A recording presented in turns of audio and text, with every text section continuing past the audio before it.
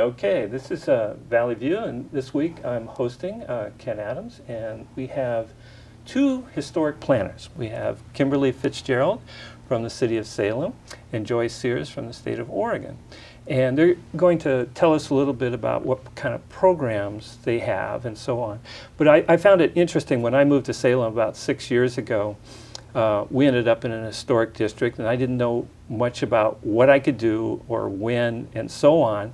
And I thought, you know, there's probably lots of other people here in Salem that are contemplating buying a home in a historic district and would kind of like to know what's available and how they do things. And so that's why I invited Joy and Kimberly onto the show, so maybe we could have a discussion about what's possible in the historic districts. And a little bit maybe about the history of how it came about. Yeah, great. Well, thank you so much for having us, Ken. It's a pleasure to be here, and we're really excited to talk about our programs that we offer here in Salem. And you live in the Court Chemeketa Historic District, which is one of our residential districts, and we have a total of 4 historic districts, and that comprises about 500 properties, and on top of that we have about 125 individually listed properties. And so you're absolutely right. We take every opportunity we can to educate folks about what it means to live in a historic district or in an individually listed resource, because if you've never lived in one before, it can be challenging. It's hard enough to own a historic property, and then if you buy one and you're not sure what kind of regulations there are that are different from living in a different kind of house, or there's also opportunities too. So we're going to talk a little bit about that today. So in Salem, just a brief overview of the history of how we got the districts we do now. It actually started in the late 70s with a core group of wonderful individuals who were passionate about the history of Salem, who wanted to establish a district. So the Court Chemeketa and the Gaiety Hill Bushes Pasture Park districts were the first ones that were established in Salem.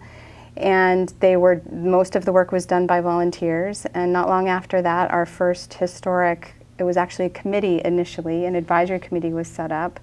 And that since has become our Historic Landmarks Commission, and I staff the Landmarks Commission. And the Landmarks Commission worked very hard to establish itself as a certified local government, which is a fancy word, it's a national program through the National Park Service, and provides us funding to provide things like a window workshop, which is what we're going to have later on this month, which I hope if you own a historic property and you have windows that are giving you trouble, you can come to. It's free.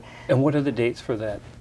That's going to be Friday. There's going to be an event, Joy, right? Friday the 28th, there's going to be from 6 to 8, there's going to be an introduction to windows, and we're going to start looking at our project and get ready, and then be all ready to go on Saturday morning at 8 o'clock, so we can get the work done and wrap up everything for their Heritage Sunday on Sunday.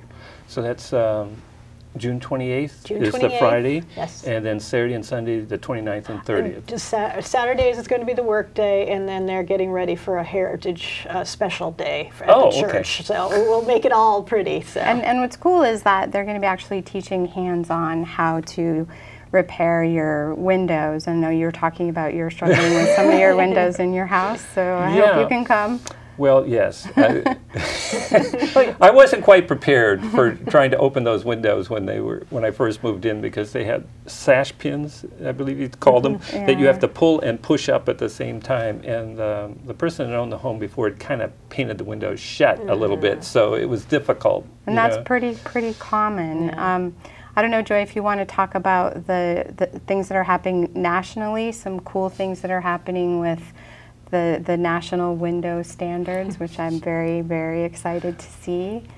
As a restoration specialist with the State Historic Preservation Office, I'm the go-to person for technical stuff. If everybody wants to know how to do something, or needs to find a contractor to do, or craftsperson to do something, or wants to do it themselves and just wants to know how, I'm the person to contact in our office, and I will help people answer everything from what to do with log buildings to, you know, what color to paint my 1957 single-wide trailer, which was a new one to me. I find this is an evolving educational experience. So as part of my networking over the years, I've gotten a number of friends throughout the United States, and together they put together a National Window Preservation Standards group. And basically that's big words for saying we wanted to put all this type of information that everybody has together and be able to put it out in a format that everybody could use. So it's going to come out in a booklet form.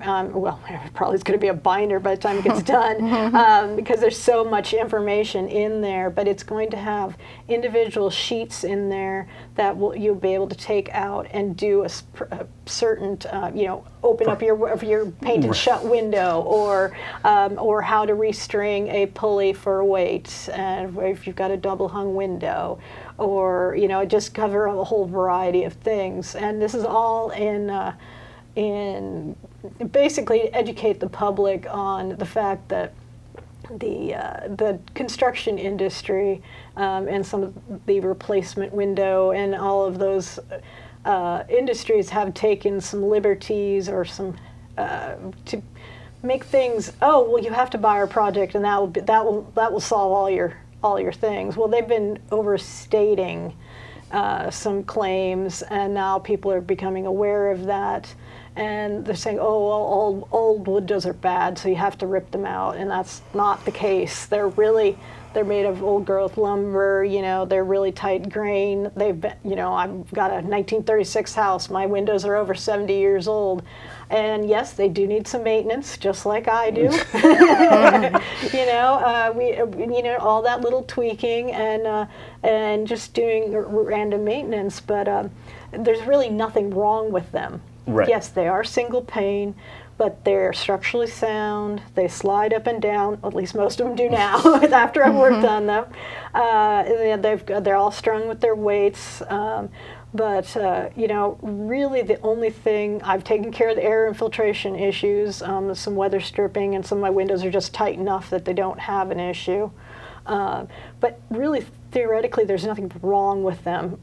You know, they are what they are, and being green and sustainable and being preservation-minded, working off of that aspect and just upgrading or doing tweaks to those windows to bring them into the, you know, basically 21st century. But using most of the things that we're talking about really are based in, you know, things that have been around since windows have been around forever. You know, weather stripping's been around for over 100 years. Storm windows, they've been around for a good 80+ years in different versions.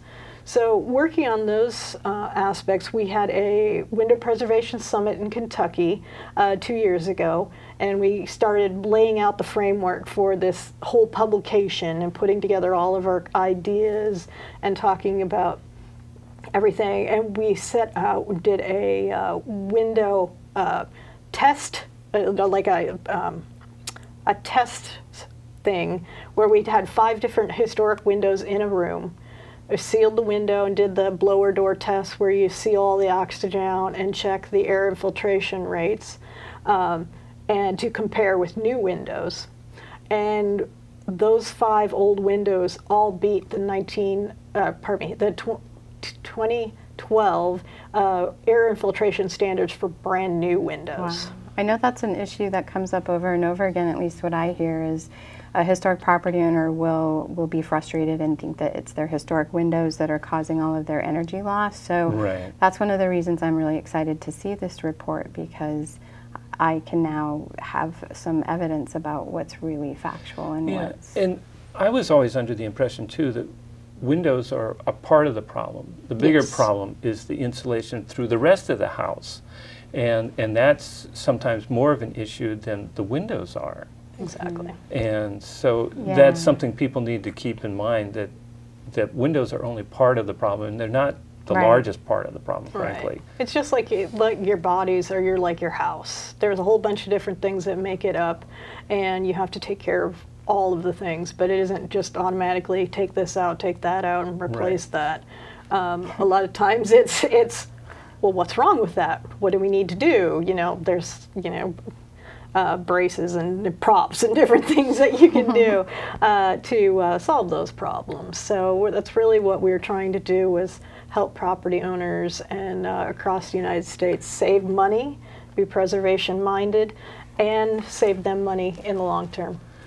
Yeah, and so one of the things that our preservation program here in Salem has been really consciously trying to change, especially over the last couple of years after we adopted our preservation plan in 2010, was to offer economic incentives for property owners. So we actually offer now a residential toolbox grant for things like windows, so restoration and that sort of thing. And there's information on our website, which I think you'll run at the end. Yeah, I was going to let people know that at the end of the show, when we're running the credits, those websites will be displayed at that point. So get your pens and pencils ready so that you can copy some of that information. Our next cycle is starting, we're accepting applications July 1. So if you do have a project, if you want some help with your windows, we do offer some help for that. And I think Joy had some specific things she wanted to go over about a window. Yeah. We have some fun things. Oh, we have an actual window. First, we'll go over real quick. I will hold. Yes. Oh. The parts of a window. The parts of a window. And I don't expect anyone to memorize this. There's a lot of different parts that make up a window. You know, it's just like your body and all the different bones and pieces that go together to make up. You know, a sash is the thing that goes up and down or swings out if it's a casement. You know, you've got all these different trim pieces and pulleys and weights and all these different pieces that make it up. So really what a lot of the window replacement folks have gone after is, oh, well, there's air leaking through. We need to get rid of that window and put in a new one. Well, that can be solved. And then, you know, with some weather stripping, some tightening up, making sure the window operates, or sealing it shut if you want. I mean, that's really up to you. But really looking at all the different parts and making sure they all work together. And, you know, there's another part, too, about seepage, and that is that, like, you don't want to seal up your house necessarily. No. And I mean, because you do need fresh air coming into the house to kind of circulate the air. And sometimes, especially with newer homes, not so much on the older homes, but sometimes there's like toxic kind of stuff, and you need to have air flowing in and out. Be able to breathe. Yeah. That's one of the things, is that with historic homes, we live differently than we did in, you know, Victorian times. They would have, you know, 10, 15 air changes in a room in 1 hour, and where we would not put up with that in this day and age because of all of our heating and ventilation and all those different things that we can control the environments inside our buildings. But the thing is that we've gotten to a point in the industry, they tried to seal up all these houses. Right. And so the house still needs to breathe, just like us, you know. So if you're not getting that transition of fresh air and transition of your air going outside and the total exchange, you're going to create mold and mildew and, you know, toxic environment for the people living in there. So, you know, old houses, they breathe. I mean, I've got my next door neighbor lives in a small concrete block house, and it's 1950, give or take, and it's got some horrible ventilation issues and some mold, whereas I've got a house next door, 1936, and I have natural ventilation. There are leaks in my house, but it's not so closed up that it's toxic. So I don't have to have mechanical ventilation to change. I just have natural ventilation coming through. Well, that's I think an important part that a lot of times people don't know about that. Yes. And they think that the house needs to be sealed to let any heat escape or come in. They need to prevent that. But you're going, unless you have extremely thick walls, you're always going to have. Yes, it's virtually impossible to retrofit a historic house or an old house to get every single bit. You're not going to get 100%.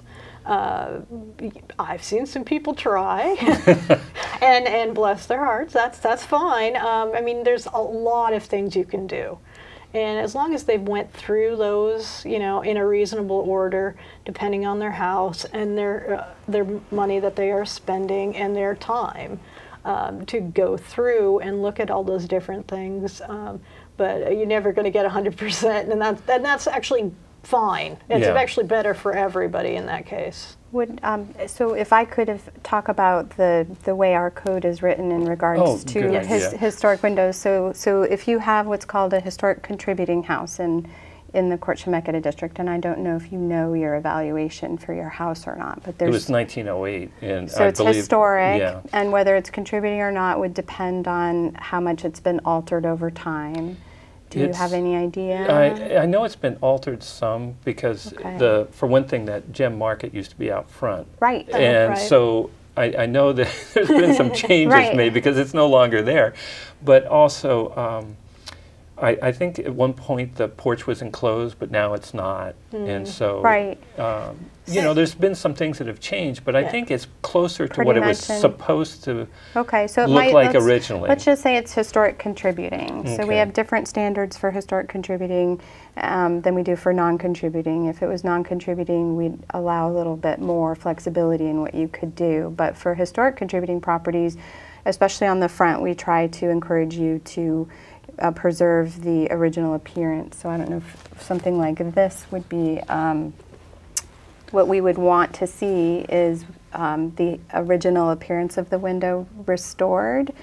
So Joy, do you want to talk about what that might be? It looks like I did the putty job. What would you do to this window? What's good and what's bad about it? Well, first of all, this was a dumpster find, and there was nothing wrong with the window.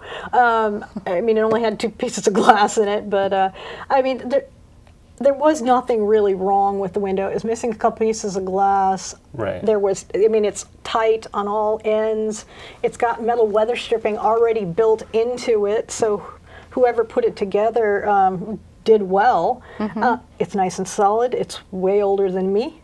I basically cleaned it up and cleaned the glass up. And now this is one of our demonstration windows that we take to do window workshops. And so this example of putting the glazing putty in and smoothing it out with the putty knives is actually left over from our last window workshop. Well, that's why I thought it looked like I had done it. You know, we're striving to, but a lot of people, this is usually the first time, and we have these practice windows to get the feel of it. You have to practice a little bit to get the feel of it. And that's the whole thing too, is like, you've only got the one house, and so you're doing the window for the first time, you know, and so it is nice to have something to practice on rather than, than the window you're going to try to make look nice at the end. And actually, this is probably the worst window I found out of all the dumpster diving windows I've gotten out. A lot of the times I pull out windows that are totally intact, have all their glazing putty in them. They're not rotten in any manner, but they've been thrown out.